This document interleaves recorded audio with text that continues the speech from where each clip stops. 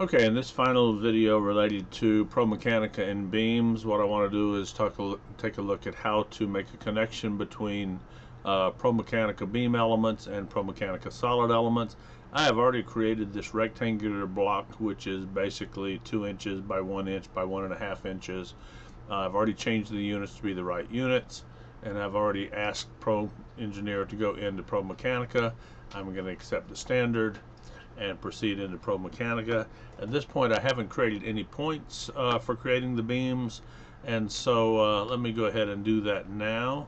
And so I'm going to create, let's see, I'm going to create 1 point on this surface.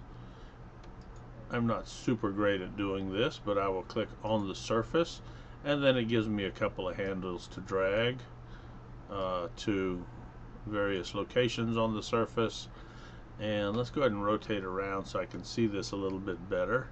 And now I've got to put some dimensions into this thing, and it says that this one is a 0.49. I suspect that a 0.5 would be about right. Should center that up. Let's see, it appears that it does. And about a 0.75. Should that put that point right in the center, and I will accept that point. And that one has been created. Let's see, just got an email message, so pardon me for that. Now I'm going to create another point about 10 feet away from this point. So with that point selected, I'm going to click on the standard point tools again, the datum point tool. So that point is selected. I don't want to be on that point. I want to be, let's see, it should, oh, that's weird. It's giving me the offset option over here. That's very weird. Let's pull this into the screen a little bit. And now I'm going to hold down Control and click on this surface.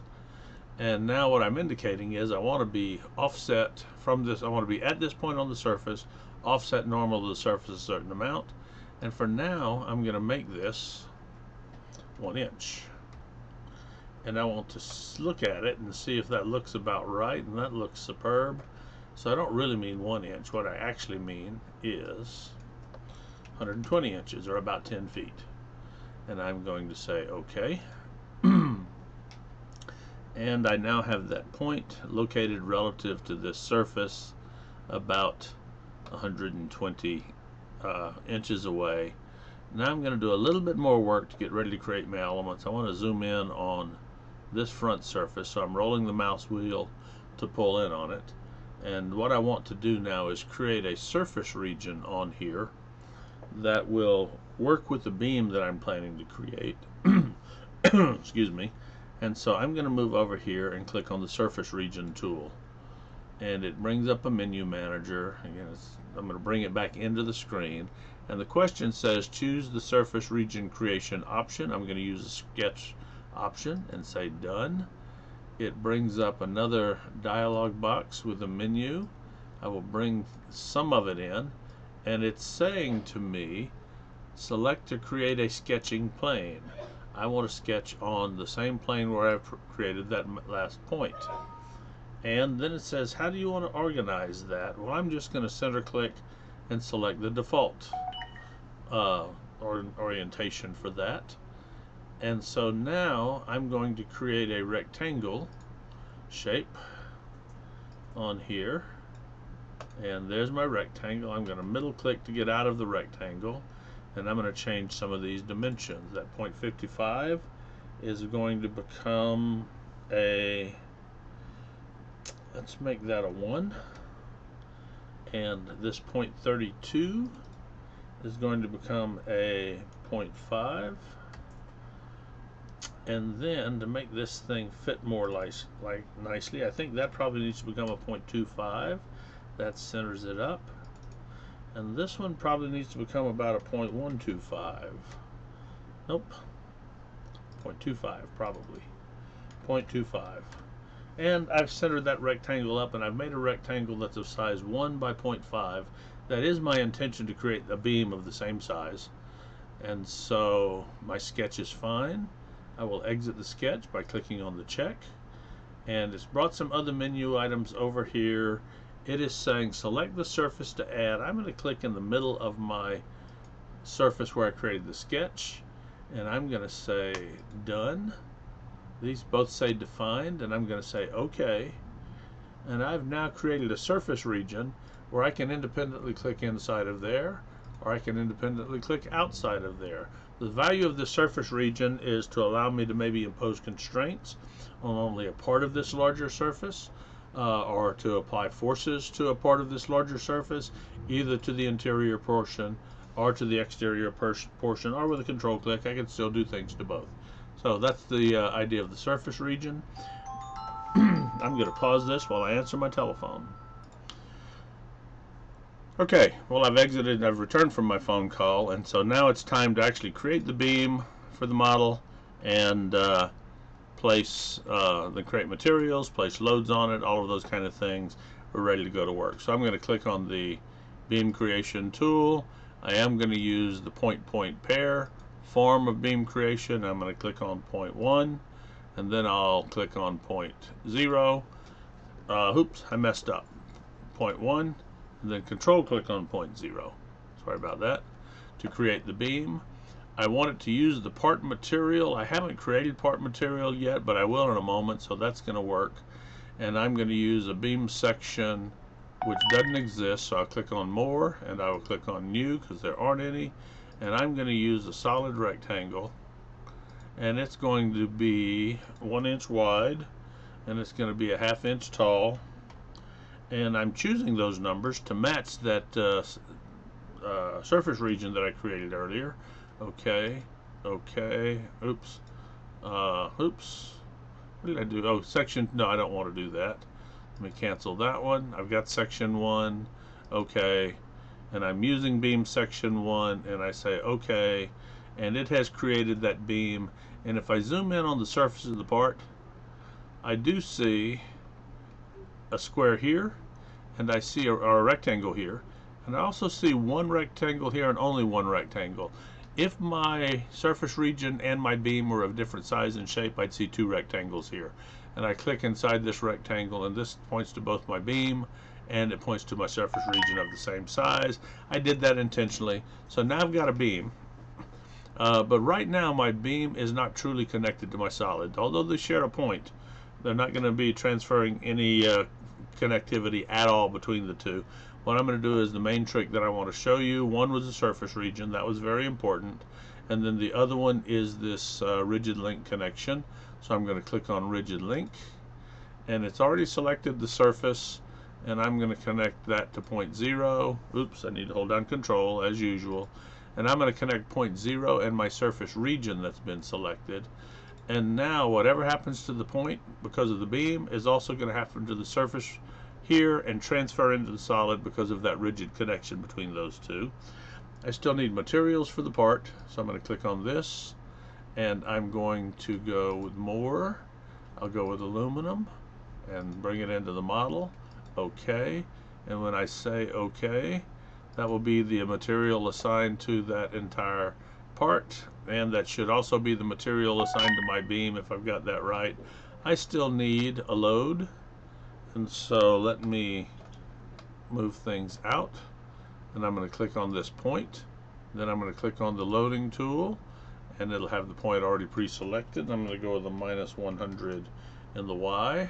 I'll preview that. That is the load I want. And so I've got loads, I've got elements, I've got supports, I've got materials. I think I've got everything I need to run. And so I'm going to create a new analysis with a file new static. Again, you've seen all this before, which is why I'm going so fast. I'm fairly certain this is going to run. So I'm going to go ahead and do multipass adaptive, and I'm going to try for a 1% and give this the option of going up to a 9.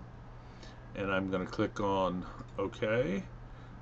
Constraint set. Okay, I guess I don't have constraints, and so I will cancel for now. Interesting. So I can't keep any of that. I forgot to constrain this thing, and I wanted to constrain a segment of this block. I think what I will do is just constrain, oops, when I rotate it runs away from me, which is sort of painful because my model is actually so big.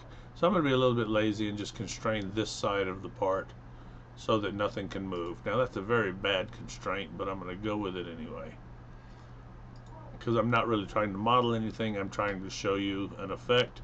which is the ability to make a connection between a beam and a solid through that rigid link and through that surface region connection. Now I should have enough to do an analysis. File, use static. I've got both of those. Let's go with the multipass adaptive up to a 9. Let's try a 1% convergence just for fun. Okay. Run. Yes. No. Let's watch it run. Pass 1, pass 2, pass 4, pass 5, pass 6, pass 7. Having trouble getting down to the 1% in that solid, but that's okay. 0.8, pass 9. May not get to the 1%, but I'm okay with that. Could create more elements if I truly wanted to get to 1%. I'm going to accept that. Let's go look at the results, and let's make sure, let's go with the deformed shape, and let's be sure, and I want to see the elements as well. Okay, and so first of all, if I view this, I think from the right is probably will be square on to the problem. Nope, wrong direction. Phone's ringing. Let me pause it and answer the phone. Okay, well, I am resuming from an office visit and a phone call, and so I said let's go view this thing from the right, but that didn't work out, and so let's go view this thing from the front. And what it shows is with my load out here, this certainly does appear to be a cantilevered beam, which means my beam is connected to something in here, otherwise it wouldn't behave in a cantilevered way. So it does appear that I've made a connection between the beam and the block.